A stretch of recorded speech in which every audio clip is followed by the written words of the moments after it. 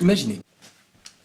Imaginez Ulysse qui revient chez lui après 10 ans de guerre et 10 ans de galère, dont 7 ans passés à regarder l'océan en pensant à sa famille perdue. Bon. Il revient, il rentre chez lui, il range son manteau, il dépose son parapluie, il retrouve ses DVD, il retrouve sa femme, il retrouve son fils, il retrouve sa nourrice, il massacre les prétendants qui voulaient prendre sa place sur le trône.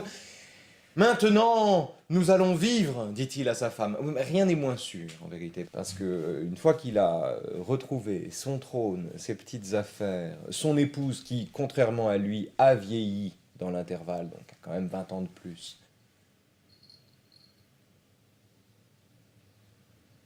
il s'emmerde, quoi.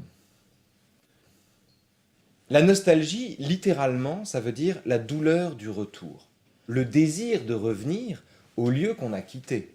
Mais la douleur du retour, c'est aussi la douleur de constater que quand on revient chez soi, les choses ont changé et que par conséquent, le lieu que l'on retrouve n'est pas celui dont on avait le regret. Aucune réalité n'est à la hauteur du rêve ou du souvenir qu'on en a. C'est la raison pour laquelle la nostalgie a toujours un coup d'avance.